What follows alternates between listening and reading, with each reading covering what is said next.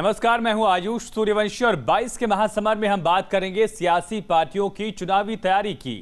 Mission 2022 के लिए BJP ने सोशल मीडिया टीम की धार तेज करने की तैयारी शुरू कर दी है। वहीं प्रवक्ताओं को भी आक्रामक तरीके से बात रखने के निर्देश दिए गए हैं।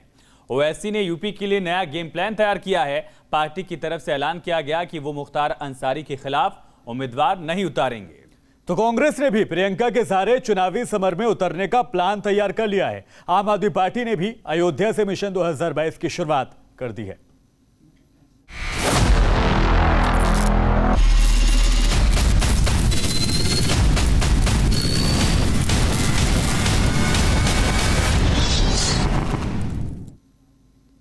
दो 2022 के जंग के लिए बीजेपी पूरी तरह से एक्टिव मोड में है और सोशल मीडिया टीम को भी कम्युनिकेशन स्ट्रेटेजी को धारदार बनाने के निर्देश दिए गए हैं। खुद सीएम योगी ने मीडिया कार्यशाला में प्रवक्ताओं को प्रभावी तरीके से अपनी बात रखने के निर्देश दिए हैं। सीएम ने कहा है कि प्रवक्ता सोशल मीडिया पर ज्यादा एक्टिव रहें, विपक्ष के आरोपों का आक्रामक तरीके से जवाब दें, जनता तक सरकार की योजना पहुंचाने की पूरी कोशिश करें। ये निर्देश भी मुख्यमंत्री योगी आदित्यनाथ ने प्रवक्ताओं को मीडिया पैनलिस्ट को दी है, ताकि मीडिया के जरिए सरकार की योजनाएं, सरकार के जो मुख्य काम है वो जनता तक पहुंच पाए।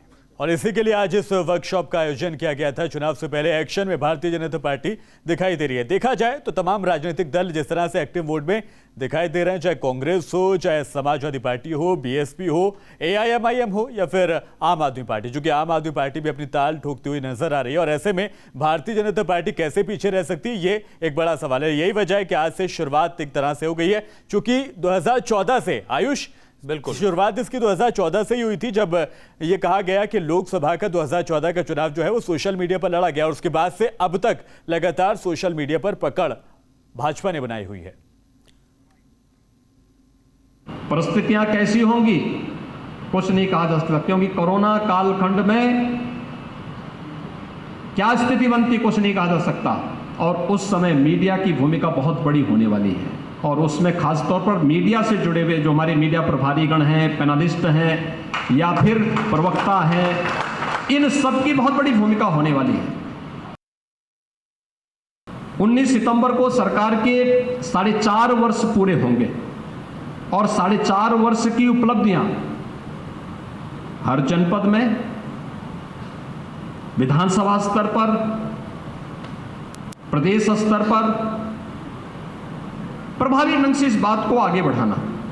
हम लोगों ने 4 वर्ष की उपलब्धियों को, जनपद स्तर की उपलब्धियां, विधानसभा स्तर की उपलब्धियां और प्रदेश स्तर की उपलब्धियों की बुकलेट पहले ही प्रदेश में उपलब्ध कराई थी, हर जनपद में उपलब्ध कराई थी। लखनऊ से ज्यादा जानकारी के साथ हमारे संवाददाता अविनाश सिंह लाइव कनेक्ट हो चुके हैं। अविनाश, आज कार्यशाला का आयोजन किया गया, मुख्यमंत्री भी वहां पर पहुंचे। मीडिया और सोशल मीडिया के जरिए जनता तक काम को जो पहुंचाने की कवायद है वो कैसे मुकम्मल की जाएगी, क्या स्ट्रेटेजी बीजेपी की तरफ से बनाई जा रही है?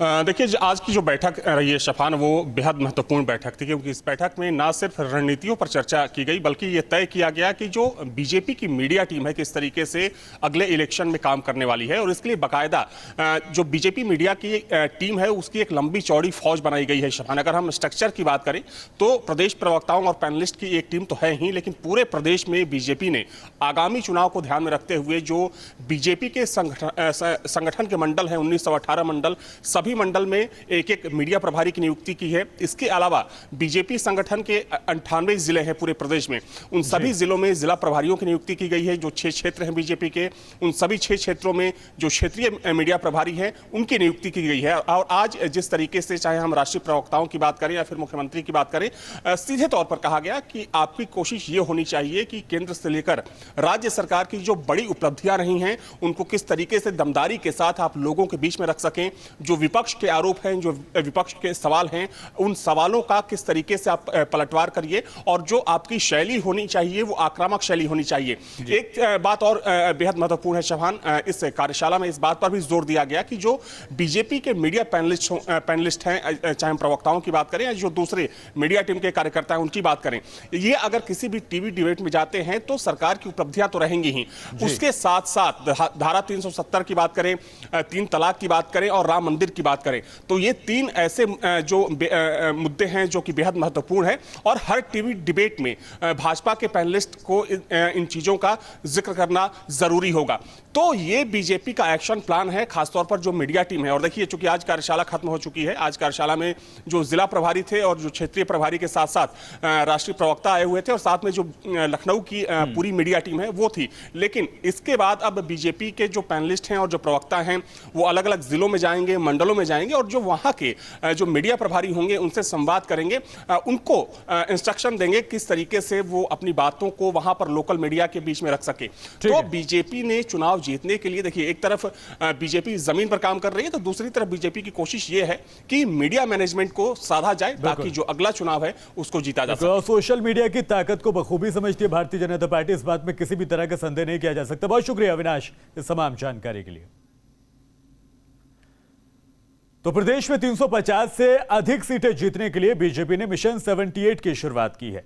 बिल्कुल, पूर्वांचल की 78 सीटों पर प्रचार प्रसार और जनसंपर्क तेज कर दिया गया है। खासकर उन सीटों पर जहां 2017 चुनाव में बीजेपी नहीं जीत पाई थी, वहां फोकस किया जा रहा है।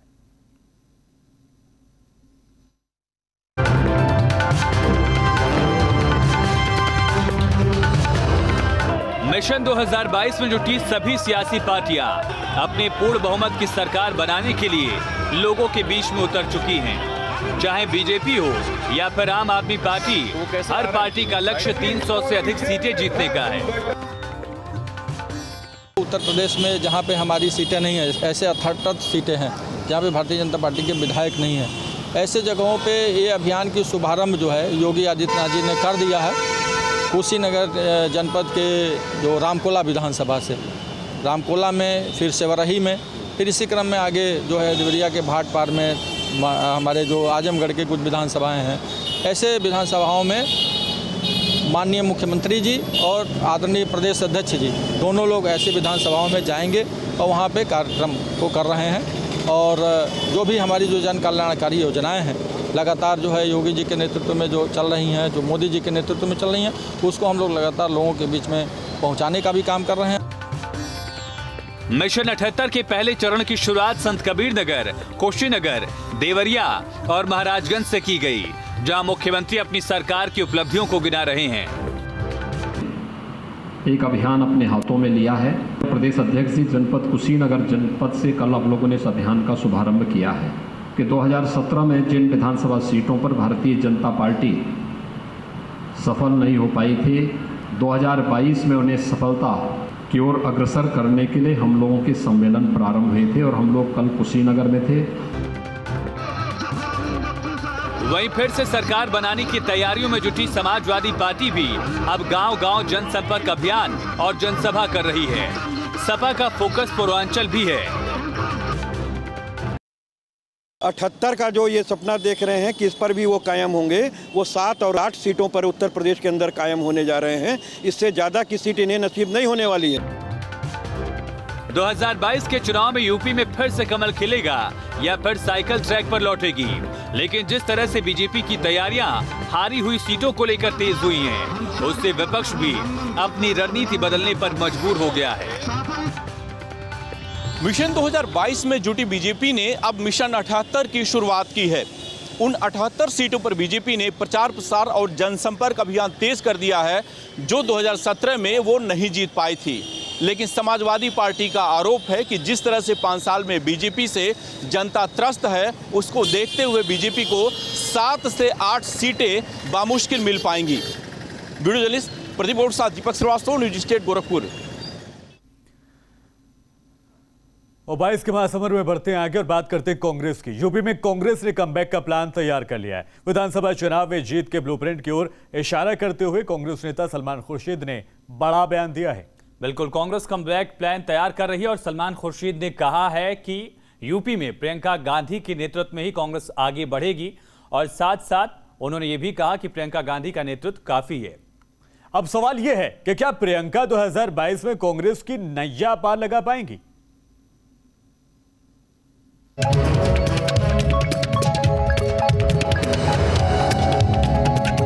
हम लीडरशिप मानते हैं, नेतृत्व मानते हैं और नेतृत्व फिफ्थ का चेहरा लेकर हम आपके सामने हैं।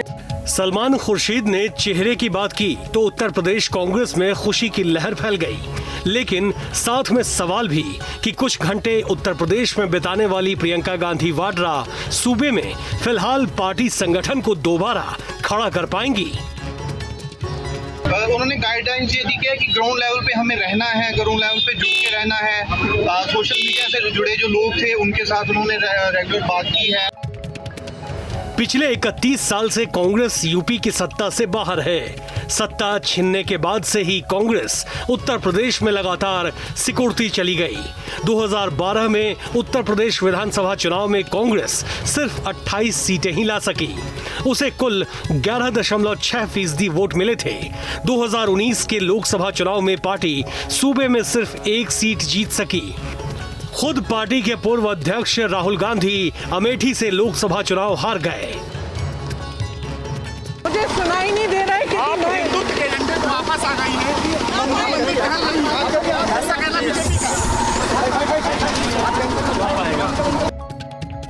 सवालों को अनसुना कर देने से आने वाले तूफान से बचना मुमकिन नहीं। के फेस अपने भाई को बनाई हुई थी और अमेठी से हार करके गए हैं और श्रीमती प्रियंका वाड्रा जी ही उस चुनाव की बागडोर संभाली थी। प्रियंका जी और कांग्रेस का उत्तर प्रदेश में मेरे हिसाब से मैं जो जानता हूं उनके पास फोटो खिंचाने वाले नेता हैं, बाकी कुछ नहीं। प्रदेश में कांग्रेस के पास न तो संगठन है, न कार्यकर्ता है और न ही जनाधार है। चुनाव में महज चंद महीने का वक्त बचा है। ऐसे में कांग्रेस का प्रोजेक्ट प्रियंका कितना कारगर होगा? प्रियंका गांधी उत्तर प्रदेश में कांग्रेस का चेहरा हो सकती हैं, लेकिन दिल्ली से लखनऊ की दूरी कम नहीं हो सकती। प्रियंका पर आरोप ये भी लगते रहे हैं कि उत्तर प्रदेश वो पॉलिटिकल टूरिज्म के लिए आती हैं। ऐसे में प्रियंका गांधी महज 6 महीने में 31 साल का कांग्रेस का सूखा कैसे दूर कर पाएंगी, वो भी तब जब वो इन सवालों से भी बचती नजर आती हैं। वीडियो जर्नलिस्ट सैफुल हसन के साथ निखिल शर्मा, न्यूज स्टेट उत्तर प्रदेश। वहीं प्रियंका गांधी को लेकर कांग्रेस के पूर्व नेता सत्यदेव त्रिपाठी ने ट्वीट किया है और लिखा कि अमेठी की प्रभारी बनकर प्रियंका गांधी वाड्रा ने जो परिणाम राहुल गांधी को दिया था उसकी पुनरावृत्ति 2022 में उत्तर प्रदेश के विधानसभा चुनाव में सुनिश्चित करने में जुटी हुई है। ये सत्यदेव त्रिपाठी का सोशल मीडिया पोस्ट हम उनकी आपको दिखा रहे हैं। और प्रियंका गांधी यूपी में कहां से चुनाव लड़ेंगी अभी साफ नहीं है, लेकिन कांग्रेस कार्यकर्ता रायबरेली से चुनाव लड़ने की मांग कर रहे हैं। हालांकि पार्टी की तरफ से अभी तक कुछ भी साफ नहीं किया गया है। कई कार्यकर्ता ऐसे भी थे जिन्होंने ये कहीं ना कहीं ये कहा, रिक्वेस्ट की कि आप इस बार आने वाले समय में रायबरेली से इलेक्शन लड़िए। तो ये एक बहुत संजीदा सवाल है और इसको प्रियंका जी ने कहीं ना कहीं ये कहा कि वक्त आने पे हम आपको अच्छे तरीके से, बेहतर तरीके से बता। और चलिए बढ़ते हैं अब आगे। चुनावी मौसम है, लिहाजा नेताओं के अयोध्या पहुंचने का सिलसिला भी जारी है। पहले ओवैसी ने अयोध्या से अपने चुनावी अभियान की शुरुआत की और आज आम आदमी पार्टी ने भी रामनगरी से मिशन 2022 का आगाज किया। बिल्कुल, दिल्ली के डिप्टी सीएम मनीष सिसोदिया अयोध्या पहुंचे। उन्होंने रामलला के दर्शन किए, माता सीता का आशीर्वाद लिया। अयोध्या में कल आम आदमी पार्टी तिरंगा यात्रा निकालने वाली है। यूपी चुनाव के लिए आम आदमी पार्टी ने भी कमर कस ली है और इस महाअभियान की शुरुआत प्रभु राम की नगरी अयोध्या से हुई। दिल्ली के डिप्टी सीएम मनीष सिसोदिया अयोध्या पहुंचे। यहां उन्होंने रामलला के दर्शन किए। इस दौरान राज्यसभा सांसद संजय सिंह भी मौजूद रहे। भगवान राम का आशीर्वाद लेने, भगवान राम की कृपा प्राप्त करने के लिए यहाँ आया हूँ और यहाँ सीता माता के जानकी पीठ पर ये मुझे आशीर्वाद मिला है, संत जनों का आशीर्वाद मिला है, मुझे महाराज जी का आशीर्वाद मिला है। और आम आदमी पार्टी यूपी की सभी सीटों पर चुनाव लड़ने का ऐलान कर चुकी है और इसी मिशन को फतह करने के लिए मंगलवार को अयोध्या से तिरंगा संकल्प यात्रा निकाली जाएगी। राम की कृपा से आज दिल्ली में और देश में अरविंद केजरीवाल जी के नेतृत्व में जो राजनीति चल रही है उससे पूरी दुनिया में सम्मान मिल रहा है, पूरे देश में सम्मान मिल रहा है और वह उत्तरोत्तर बढ़ती रहे, उसी के लिए सबका आशीर्वाद मिल रहा है।